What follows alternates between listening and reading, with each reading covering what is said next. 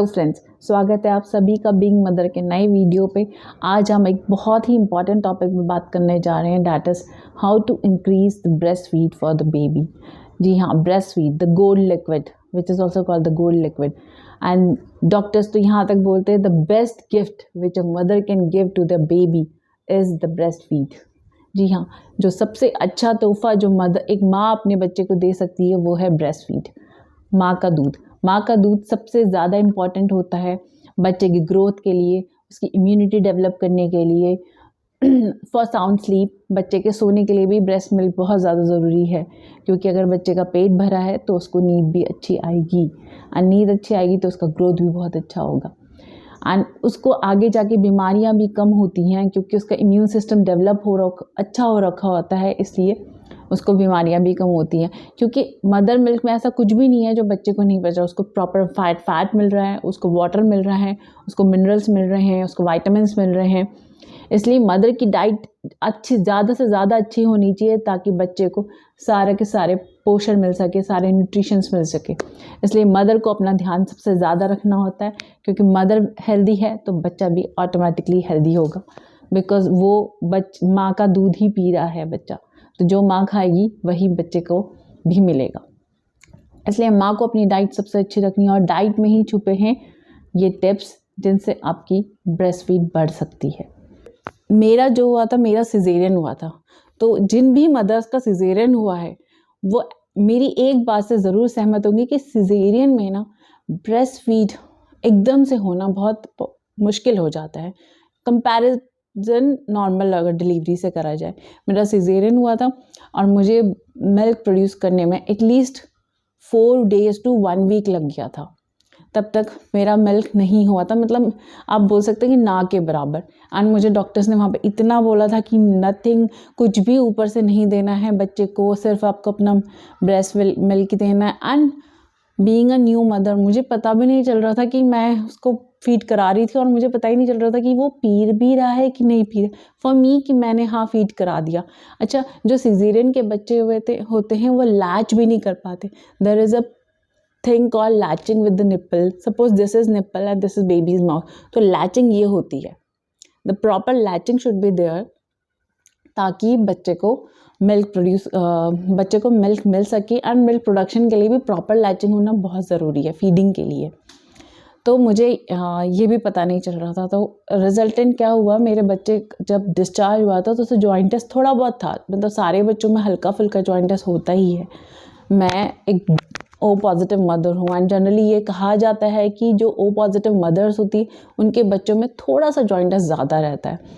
तो हमने जब डिस्चार्ज किया था थोड़ा सा उसका 11 या 12 जॉइंट टेस्ट था।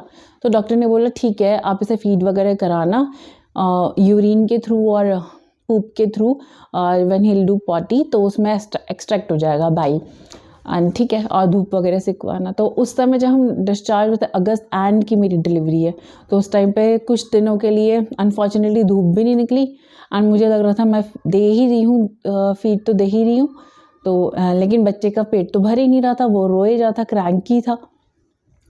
2 दिन बाद हम जब उसे डॉक्टर के पास विजिट के पे ले गए, उसका जॉइंट टेस्ट 19.8 था। हमें इमीडिएटली उसे आईसीयू में एडमिट करना पड़ा, एंड 48 आवर्स तक मेरा बच्चा वहाँ रहा। The major reason joint test का बढ़ने का उसका भूखा रहना था, क्योंकि उसका पेट भरा ही नहीं, और उसने ना उसका यूरिन भी प्रॉपर नहीं हो पाया, और वो पॉटी भी नहीं कर पाया। वो कहते हैं जनरली 2 दिन बच्चे जब होते हैं 2 दिन बाद भी पॉटी करते 3 दिन, तो मैंने भी कैजुअली ले लिया था, लेकिन नहीं, उसको बहुत भूख लगी थी, एंड मेरा मिल्क उसके लिए पूरा नहीं पड़ रहा था। तो that was the time friends, मुझे इतना गिल्ट हुआ कि मेरी वजह से, मुझे ऐसा लगा था कि मैं कहीं पर कम पड़ गई, जिसकी वजह से मेरा बच्चा आज आईसीयू में है। एंड वो सब उसको वो कर रहे थे प्रोसीजर, उसको कैनुलाज लगे हुए थे, उसके ब्लड टेस्ट हो रहे थे, इतनी छोटे से 2 दिन के बच्चे के। मुझे देख के इतना वो लगा। उसके बाद तो मैंने लैक्टेशन कंसल्टेंट, पीडियाट्रिशियन, गायनेकोलॉजिस्ट सबके साथ कंसल्ट किया, how to increase my breast milk. सबसे पहले तो मुझे हो ही नहीं रहा था, तो मैं कैसे शुरू करूं, इंक्रीज तो मैं बाद में करूंगी, मुझे तो हो ही नहीं रहा था। तो उस टाइम पे सबसे पहले जो मैंने चीज़ करी, मैंने लिया ब्रेस्ट पंप। मैंने मैनुअल और इलेक्ट्रिक दोनों ही टाइप के ब्रेस्ट पंप लिए एंड मेरी रिकमेंडेशन है प्लीज़ इलेक्ट्रिक ब्रेस्ट पंप ही लीजिए because manual breast pump is very very tiring and energy and time बहुत ज़्यादा लगता है। तो इलेक्ट्रिक ब्रेस्ट पंप लिया, उससे क्या होता था, सबसे बड़ी बात मैं मेजर कर पाती थी कि मेरा ब्रेस्ट मिल्क कितना हो रहा है और मैं बच्चे को कितना दे रही हूँ। तो जैसे 2 दिन बाद मेरा बेबी डिस्चार्ज हुआ, मैंने उसको फीड पे लगाया, उसने जितना पिया उसके बाद मैंने पंप किया, निकाल लिया 10 ml 20 ml ताकि मैं मेजर, और फिर जब वो उठा तो मैंने उसे वो वाला दूध पिला दिया। एंड ब्रेस्ट मिल्क तो आप फ्रिज में उसको 1 मंथ से भी आराम से प्रिजर्व कर सकते हैं। डॉक्टर्स कहते हैं यू कैन प्रिजर्व इट। फिर आप उसे रूम टेम्परेचर पे जब वो ल्यूक वार्म सा हो जाए, गर्म पानी में मैं रख देती थी बॉटल, ल्यूक वार्म सा मैं चेक कर लेती थी, फिर उसको बेबी को देती थी। जब मदर मिल्क भी ल्यूक वार्म सा होता है, गुनगुना सा, तो वो मैं उसको दे देती थी। एंड इससे मेरे को काफ़ी हेल्प मिला पंप से, क्योंकि देखिए ब्रेस्ट मिल्क का सप्लाई होना, that is demand and supply. जैसे ही ब्रेन को सिग्नल मिलता है कि और ज़रूरत है तो वो मिल्क और प्रोड्यूस करने लगता है। तो जैसे ही बच्चे ने पिया, आप पंप करिए, एक्सट्रैक्ट कर दीजिए, रख दीजिए। एंड सीज़ेरियन मदर्स के लिए तो बहुत ही मैं कहूँगी कि एक बोन ही है, क्योंकि हम उतनी बार बैठ नहीं सकते, करवट नहीं ले सकते। तो अगर आपने ब्रेस्ट मिल्क एक्सट्रैक्ट करके निकाला है और आप रेस्ट कर रहे हैं, तो कोई और भी आपके बेबी को फीड कर पाएगा। आपके उठे बिना आपके बच्चे को आपका मिल्क मिल जाएगा। तो मेरे लिए तो बहुत ही, मेरे हस्बैंड उसको पिला देते थे एंड मैं रेस्ट कर रही हूँ, तो मेरे से बहुत ज़्यादा टर्न नहीं लिया जाता था, तो वो कर लेते थे। सेकेंड इज़ जीरे का पानी, क्यूमिन सीड्स, वो तो बेस्ट फ्रेंड है आपके। तो जीरे का पानी आप पीजिए, अजवाइन का पानी पीजिए। अजवाइन का पानी कोलिक के लिए भी बहुत अच्छा है। बच्चों को काफ़ी गैस होती है, ब्लोटिंग सी फीलिंग होती है, क्योंकि वो दिन भर लेटे रहते हैं, एक्टिविटी कम होती है, तो वो भी आपके मदर मिल्क, आप अजवाइन का पानी लेंगी तो मदर मिल्क के थ्रू बच्चे को मिल जाएगा एंड उसके कोलिक का जो इशू है वो भी काफ़ी आराम मिलेगा। उसमें मेरे बच्चे को काफ़ी आराम मिलता था। जीरे का पानी तो ज़रूर पीना है, क्योंकि जीरे का पानी से भी ब्रेस्ट मिल्क बढ़ाने में बहुत ज़्यादा मदद मिलती है। मैं तो क्या इनफैक्ट करती थी, जीरे को थोड़ा रोस्ट कर लिया, उसको पाउडर्ड फॉर्म में मैंने, जैसे दाल ली उसके ऊपर जीरे का पाउडर डाल दिया, सब्ज़ी ली उसके ऊपर जीरे का पाउडर ले लिया, थोड़ा आप पानी लेते हैं तो उसमें जीरे का पाउडर डाल लीजिए। तो मैं ऐसे करके लेती थी। मैंने जीरे का पाउडर अलग से रखा था, तो मैं अपनी सब्जियों और दालों में ऐसे भी जीरे का पाउडर से गार्निशिंग करके उसको खाती थी, तो उससे काफ़ी हेल्प हुई मुझे। Third is water intake.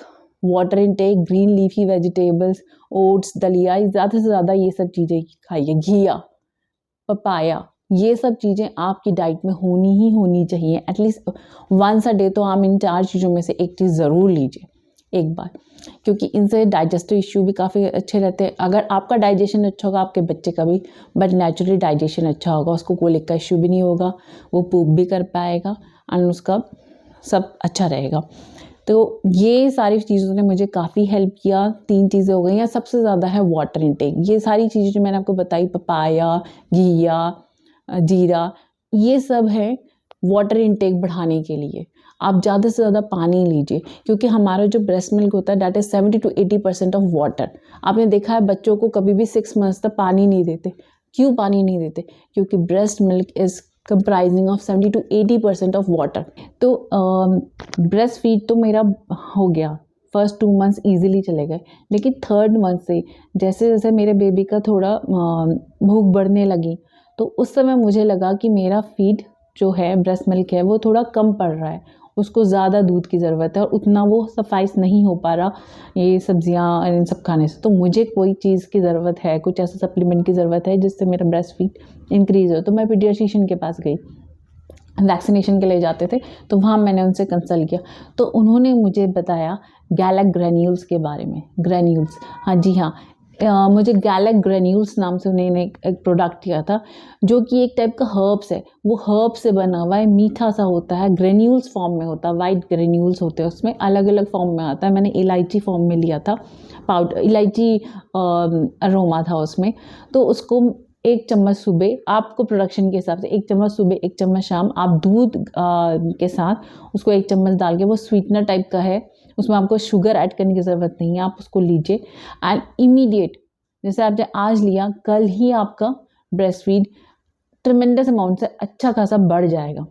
And 3rd month से मैंने वो लेना शुरू किया था until once reach 6 months. 6 months तक मैंने लिया था, 3 मंथ्स तक का मैंने वो गैलेक ग्रेन्यूल्स लिया था। एंड हाँ, जब आपको लगे कि हाँ ठीक है, अब आज आपका मिल्क प्रोडक्शन सफाइस है, तो आपको लेने की ज़रूरत नहीं है। मैंने स्किप भी कर लिया था बीच बीच में, तो ऐसा नहीं है कि मैंने उसे रेगुलरली लिया था। जब भी मुझे लगा कि हाँ मेरा मिल्क प्रोडक्शन कम पड़ रहा है, तो उसको मैं 1 चम्मच 1 स्कूप डालती थी दूध में, गर्म दूध में। अब उसे गर्म दूध में ही लेना है, उसको लेके मैं यूज़ करती थी and that was very very helpful.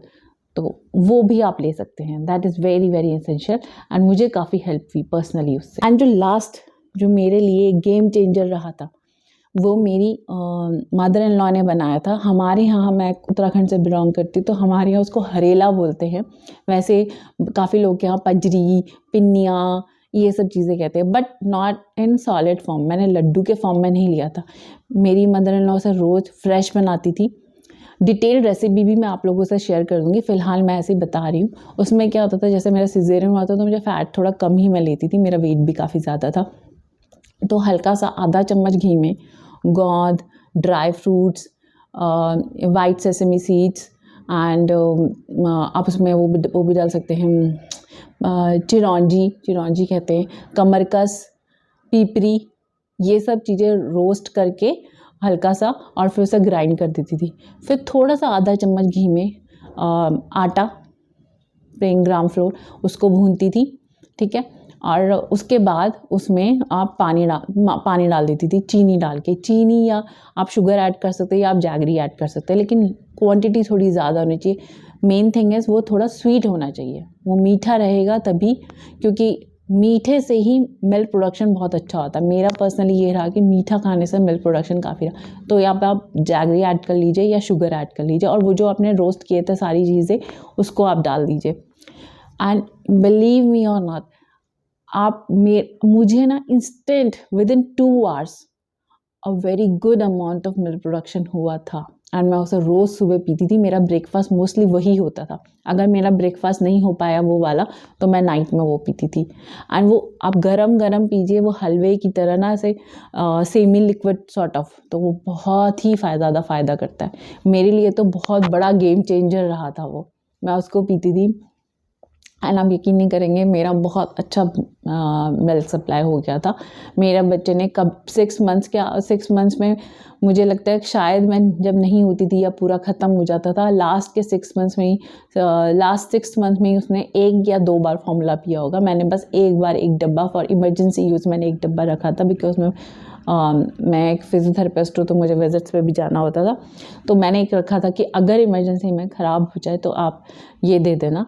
वो भी उसने 1 या 2 बार ही पिया था, और मैंने एक बार इंट्रोड्यूस भी कराया था, तो ना उसको वो गैस वगैरह काफ़ी हो जाती थी। लेकिन मदर्स मिल्क आप रखेंगे ना, तो बच्चे को गैस भी कम होगी। इनफैक्ट जब आप फार्मूला का डब्बा भी लेते हैं, तो उसमें भी लिखा होता है कि mother's milk is best for the baby. तो आप किन्हीं कारणों से नहीं कर पा रहे हैं तो आप फार्मूला दे सकते हैं, लेकिन काऊ मिल्क तो बिल्कुल भी नहीं। 1 साल तक बच्चे को काऊ मिल्क बिल्कुल भी नहीं देते हैं। तो ये मेरे जो पर्सनल टिप्स रहे। और हाँ, अगर आप नॉन वेजिटेरियन हैं तो आप फ़िश यूज़ कर सकते हैं। Fish is rich in omega, तो उससे भी काफ़ी, एंड बहुत ज़्यादा डीप फ्राइड एंड वो नहीं, स्टीम्ड या little bit shallow fry fish आप यूज़ कर सकते हैं। उससे भी काफ़ी अच्छा मिल्क प्रोडक्शन होता है। तो आपको क्या क्या करना है, आपको ब्रेस्ट पंप लेना है, मैनुअल या इलेक्ट्रिक, वो आपका मर्ज़ी है। सेकंड, आपको जीरा सीड्स को जीरा पीना, जीरा का पानी या जीरा पाउडर, ये सब लेना है। ग्रीन लीफी वेजिटेबल्स, पपाया, घिया, अजवाइन का पानी, एंड वाटर इनटेक ज़्यादा से ज़्यादा करना है। और हरेला, इसकी डिटेल रेसिपी मैं बहुत जल्द आप लोगों से शेयर करूँगी, बट फ़िलहाल मैंने बताया कि ड्राई फ्रूट्स उसमें रोस्ट करके, पीपरी, गोंद, कमरकस, जो जो आप लोग लड्डू में डालना चाहते हैं वो सब आप डाल सकते हैं। और हल्का सा आटा भून के उसमें पानी डालिए, उसमें चीनी ऐड करिए और वो सारे ड्राई फ्रूट्स ऐड कर लीजिए। मीठा मीठा हलवा जैसा आप सुबह खाइए। एंड मैं यकीन के साथ कह सकती हूँ, विद गारंटी के साथ, 2 दिन, ज़्यादा से ज़्यादा 2 दिन या फिर विदिन 2-3 आवर्स, ये हरेला वाली रेसिपी बहुत अच्छा आपका मिल्क प्रोडक्शन होगा। आपका बेबी का पेट पूरा भरेगा एंड आपको नो मोर गिल्ट, किसी भी मदर को कोई गिल्ट नहीं रहेगा, and you will be giving your baby the liquid gold. तो अभी के लिए बस इतना ही। मैं आशा करती हूँ कि मेरे जो पर्सनल टिप्स हैं ये आप लोगों को बहुत अच्छे लगे होंगे एंड प्लीज़ इनको फॉलो करिएगा। अगर आपको इससे फ़ायदा होता है या कुछ भी आप मुझे कमेंट्स कर सकते हैं। आपके लाइक, सब्सक्राइब और कमेंट्स का मुझे बिल्कुल इंतज़ार रहेगा। तब तक के लिए thank you, keep watching, bye bye.